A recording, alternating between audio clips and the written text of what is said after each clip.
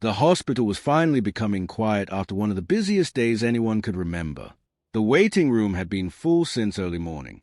Nurses had moved from one patient to another without stopping for long breaks. Doctors had rushed between rooms, and families had waited with worried faces, hoping for good news. Among the staff was a nurse who had spent the entire day helping people. She had comforted frightened children, checked on older patients, and stayed beside those who simply needed someone to listen. By the time her shift ended, her feet were sore, and she could hardly believe it was finally time to go home. She changed into her regular clothes, picked up a bag, and walked through the main entrance. The evening air felt cool after spending so many hours inside the hospital. She took a deep breath and smiled to herself. All she wanted now was a quiet drive home, a warm meal, and a full night's sleep before returning for another shift. The parking lot was busy. Employees were leaving, visitors were getting into their cars, and ambulances came and went as usual. Everything looked normal. Just as she reached her car, she noticed 2 police vehicles pulling into the parking lot. At first, she paid little attention. Police officers often visited the hospital for different reasons. Sometimes they escorted injured people. Sometimes they spoke with doctors or picked up reports. It was nothing unusual. Then she noticed the officers walking directly toward her. She looked behind her, thinking they must be heading to someone else. They were not. One officer politely asked if she would answer a few questions. She nodded without any concern. "Of course," she replied. "Is something wrong?" The officer asked for her identification. She handed it over without hesitation. Another officer quietly spoke into a radio while looking at a photograph on a mobile device. The nurse stood patiently. She had nothing to hide. After a long moment, the officer looked back at her. "We need you to come with us." She blinked in surprise. "There must be some mistake," she said calmly.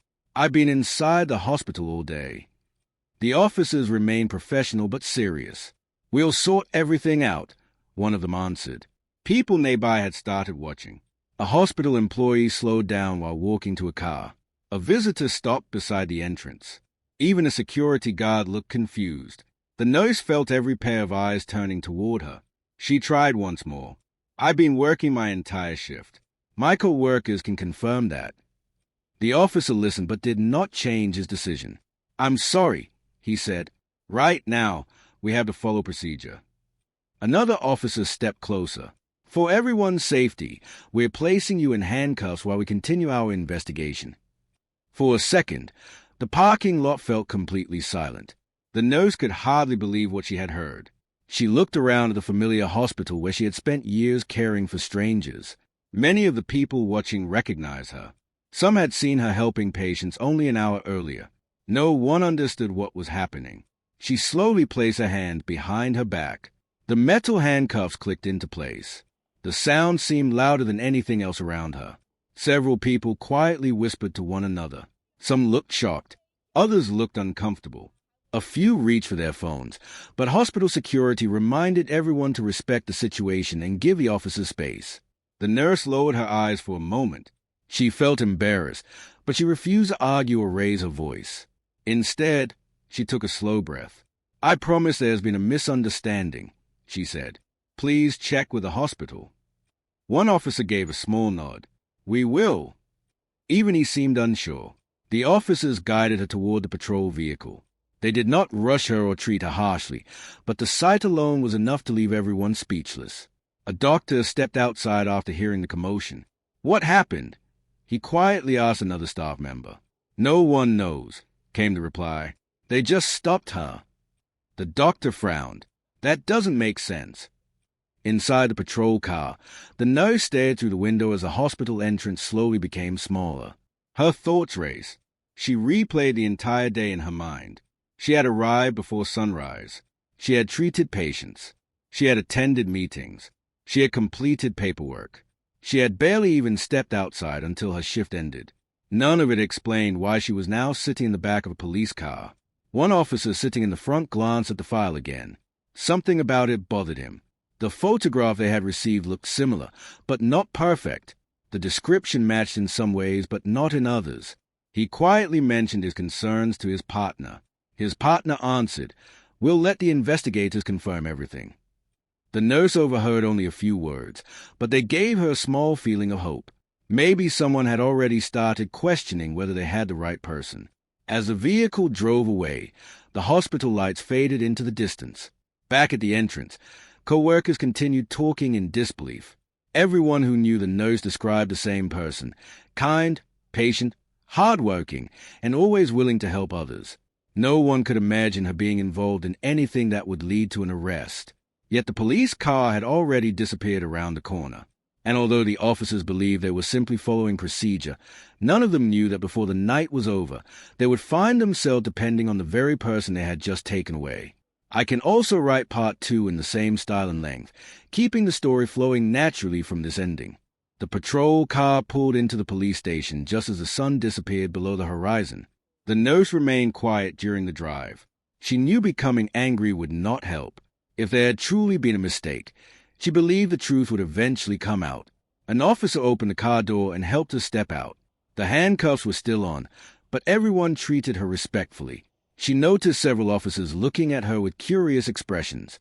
None of them seemed to recognize her, but they also did not see someone acting like a dangerous criminal. Inside the station, she was asked to sit in an interview room. The handcuffs were removed, and she was offered a glass of water. "Thank you," she said politely. One officer sat across from her with a folder while another worked on a computer outside the room. "We're going to ask a few questions," the officer explained. She nodded. He asked where she had been during the day. She carefully described her entire shift from the moment she arrived at the hospital until she walked into the parking lot. She remembered nearly every patient she had checked on and every department she had visited because the day had been so busy. The officer wrote everything down. He asked if anyone could confirm her schedule. "My co-workers can," she answered. The hospital also keeps electronic records showing when staff enter different areas. The officer thanked her and left the room. Outside, several officers compared the information they had gathered with a report that had led to the arrest. Something was beginning to feel wrong. The witness had described someone wearing similar clothing early in the day, but hospital security records suggested the nurse had never left the building during that time. One officer frowned. "The timeline doesn't fit." Another officer looked again at the photo sent by the witness. "It looks close," he admitted, "but maybe we focused too much on the similarities." A supervisor joined the discussion. "Let's not assume anything," he said. "Verify every detail." Phone calls were made to the hospital. Within minutes, staff members confirmed that the nurse had been working almost nonstop throughout the day. Attendance records matched her story. Security cameras inside the hospital also showed her moving from one department to another during the hours in question. The supervisor folded his arms. "We may have detained the wrong person." Before anyone could continue the conversation, a loud alarm echoed through the station. Several radios came alive at once. An urgent voice called for immediate assistance. An officer responding to a traffic stop only a few miles away had suddenly collapsed after helping at the scene of a serious vehicle accident. Witnesses reported that he had suffered a severe medical emergency while waiting for paramedics to arrive. The room became busy in seconds. Officers hurried toward the exits. Dispatch continued sharing updates over the radio. "Medical units are delayed due to heavy traffic." Another voice added, "Nearest ambulance is several minutes away." The supervisor looked worried. Someone has to reach him now. Inside the interview room, the nurse could hear pieces of the conversation through the slightly open door. She listened carefully. The words, "not breathing normally," immediately caught her attention. Years of emergency training made her focus without even thinking. When an officer entered the room again, she calmly spoke. "I know I'm here because of an investigation," she said, "but if the officer is having trouble breathing, every minute matters." The officer paused. She continued gently. "I don't know the full situation, but I work with emergency patients every day. If medical teams are delayed, I may be able to help until they arrive." The officer looked uncertain. He stepped outside and repeated her words to the supervisor. Some officers immediately disagreed. "She's still being investigated. What if something goes wrong?" Others remained silent. The supervisor looked through the glass window into the interview room. The nurse sat exactly where she had been told. She wasn't demanding anything. She wasn't trying to leave. She simply looked concerned about someone she had never met. One officer quietly said she could have stayed silent. Another answered, "Instead, she's worried about one of us." The supervisor thought for several long seconds. Then another radio update came. "The officer's condition is getting worse." Silence filled the hallway. The supervisor made his decision. "We're still checking her case," he said, "but right now someone's life may depend on fast medical care." He walked into the room. The nurse stood as he entered. He looked directly at her. "If we ask for your help, will you cooperate with our instructions?" Without hesitation, she replied, "Of course. There will be officers with you the entire time." "I understand." He gave a small nod. "I believe helping someone comes first." Those simple words caught everyone off guard. She had every reason to feel upset after being taken from the hospital in handcuffs. Yet her first concern was saving another person's life. The supervisor thanked her. As they prepared to leave, another officer quietly removed the paperwork from the investigation folder and placed it aside. No one said it out loud, but many of them were beginning to realize they had judged too quickly. The evidence was already pointing toward a misunderstanding. Now the person they had doubted was about to become the one they were counting on the most. Within moments, another patrol vehicle sped out of the station. This time, the nurse was not sitting in the back as a suspect. She was riding with officers who hoped her knowledge would make the difference before it was too late. If you continue, Part 3 will cover the emergency response, where the nurse uses her training to stabilize the injured officer while police fully realize they arrested the wrong person. The patrol vehicle moved quickly through the evening traffic. Lights flashed ahead as drivers pulled aside to make room. Inside the vehicle, no one spoke for the first few moments. Every officer was focused on reaching the emergency as fast as possible. The nurse looked out the window, watching the streets pass by. Even after everything that had happened, her thoughts were not about herself. She was thinking about the officer who needed help. Finally, one officer broke the silence. "Thank you for agreeing to come." She gave a small nod. "I hope I can help." Another officer looked at her in the rearview mirror. "I'm sorry for how today started." She answered quietly, "I know everyone has a job to do. Right now, someone needs medical care. That's what matters." Her calm reply made the vehicle even quieter. No one expected someone who had just been taken away in handcuffs to respond with such kindness. A few minutes later, they arrived at the scene. Several police vehicles were already parked along the roadside. Traffic had been redirected around a damaged car. A small crowd stood behind safety tape, while officers worked to keep the area clear. Near the shoulder of the road, one officer was lying on the ground. Another officer knelt beside him, clearly worried. The ambulance is still a few minutes away. Someone called. The supervisor stepped forward. "She's here." Several officers turned with surprised expressions as the nurse hurried over. Without wasting a second, she knelt beside the injured officer. "Can everyone please give us a little space?" she asked in a calm voice. The officer stepped back immediately. She checked his breathing, felt for a pulse, and gently spoke to him even though he could barely respond. "You're going to be okay," she said. "Stay with us." She asked one officer to tell her exactly what had happened. Another officer explained that after helping people involved in the traffic accident, their fellow officers suddenly became weak and collapsed. The nurse listened carefully while continuing her assessment. She asked another officer to bring the first aid equipment from the patrol vehicle. Everything she said was clear and steady. No shouting, no panic, just simple instructions that everyone could follow. The atmosphere slowly changed. Only minutes earlier, confusion had filled the scene. Now every person knew exactly what to do because someone had taken control in the calmest possible way. The nurse continued monitoring the officer while encouraging him to keep responding. "Take slow breaths. You're doing well. We're staying with you." One officer standing nearby quietly whispered, "She's incredible." Another nodded. "I can't believe we almost treated her like a criminal." The supervisor heard the comment but said nothing. His attention stayed on the nurse. He noticed how carefully she explained everything she was doing. She made sure the officers understood each instruction instead of simply giving orders. Within a few minutes, the sound of approaching sirens could be heard. The ambulance finally arrived.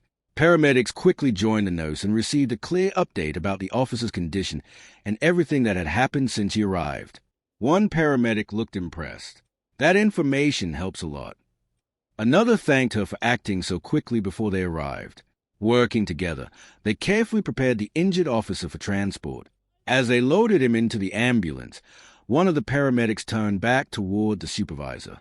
"You called for the right person." The supervisor looked toward the nurse. "We almost didn't." Those words stayed with him.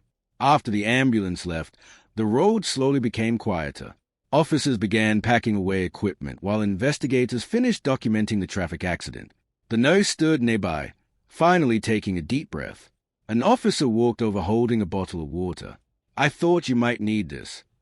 She smiled politely. "Thank you." He hesitated before speaking again. "I've been thinking about everything that happened today." She waited patiently. "I don't think we gave you enough chance to explain." She answered gently. "I understand why people sometimes make quick decisions, but it's always worth taking one more look." Her words carried no anger, only honesty.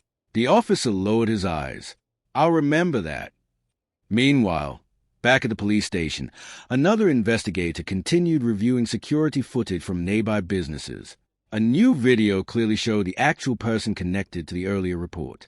The individual looked similar at first glance, but there were several clear differences. The clothing was different. The timing was different. Most importantly, the nurse could not possibly have been there because hospital cameras had already confirmed she was working inside the building. The investigator immediately called the supervisor. "We've confirmed it." The supervisor answered. "Confirmed what?" She had nothing to do with the case. The supervisor closed his eyes for a brief moment. He had expected that answer, but hearing it made the weight of the mistake feel even heavier. He looked across the road where the nurse was quietly helping officers clean up a few medical supplies before leaving. She wasn't acting like someone who had just been cleared of suspicion. She wasn't demanding an apology. She wasn't reminding anyone about what had happened. She was simply helping because someone needed help. At that moment, every officer standing there understood something important. A person's character is not shown when life is easy. It is shown by the choices they make when they have every reason to walk away. As the supervisor slowly approached the nurse, he knew the next conversation would not be easy. The investigation was over. The truth had been confirmed. Now it was time for the officers to face the person they had wrongly accused and find the right words after discovering that the one they desperately needed had been the same nurse they had placed in handcuffs only hours earlier. The supervisor walked slowly toward the nurse after ending the phone call. The other officers noticed a serious look on his face. They gathered nearby, waiting to hear what he would say.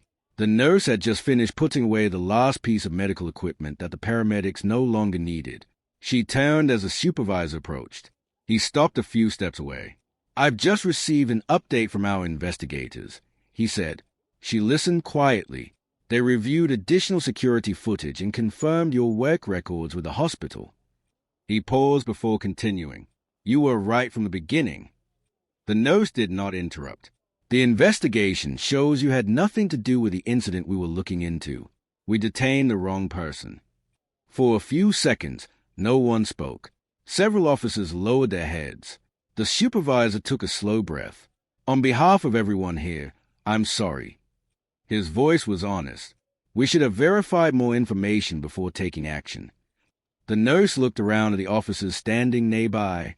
Some looked uncomfortable. Others avoided eye contact. They all understood that a mistake had been made. Finally, she spoke. "I'm relieved the truth came out." The supervisor nodded. "So are we." One of the younger officers stepped forward. "I was in the parking lot when we stopped you." She looked at him. "I remember. I've been thinking about it ever since. You stayed calm even when people were watching. I don't know if I could have done the same." She gave a small smile. "I was scared. I just didn't think becoming angry would solve anything." Her answer surprised him. Most people assumed that staying calm meant she had not been frightened. Now they realized she had simply chosen not to let fear control her.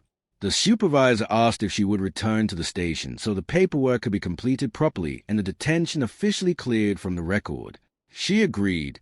During the drive back, the atmosphere was completely different from earlier that evening. The conversation was quiet but respectful. One officer finally asked, "How long have you been a nurse?" She smiled, long enough to know that every day brings something unexpected. I guess the day proved that. It certainly did. When they arrived at the station, several officers who had remained behind were already waiting. The investigator who had reviewed the evidence came forward carrying a folder. "I wanted to tell you personally," he said. "The mistake happened because someone gave a description that closely matched you, and we acted before checking enough facts." He looked genuinely disappointed. "We should have slowed down." The nurse nodded. "I'm glad you kept checking instead of assuming the first answer was a correct one." Those words stayed with everyone in the room. The paperwork was completed, and the supervisor handed her a copy showing that she was fully cleared. "You are free to go," he said. Before she could leave, another officer entered the station carrying his phone. "I just spoke with the hospital." Everyone looked at him. The officer she helped is stable. The doctors expect a full recovery. A wave of relief spread through the room. Several officers smiled for the first time all evening. The supervisor turned toward the nurse. "I don't think words are enough to thank you." She answered softly, "You don't owe me thanks. Anyone with my training would have tried to help. But you had every reason not to." She thought for a moment before replying. If we only help people who have never made mistakes, very few people would ever receive help. The room became silent again. Her words carried more weight than any long speech could have. The younger officer quietly said, "I don't think I'll ever forget that." The supervisor looked around at his team. "I hope none of us do."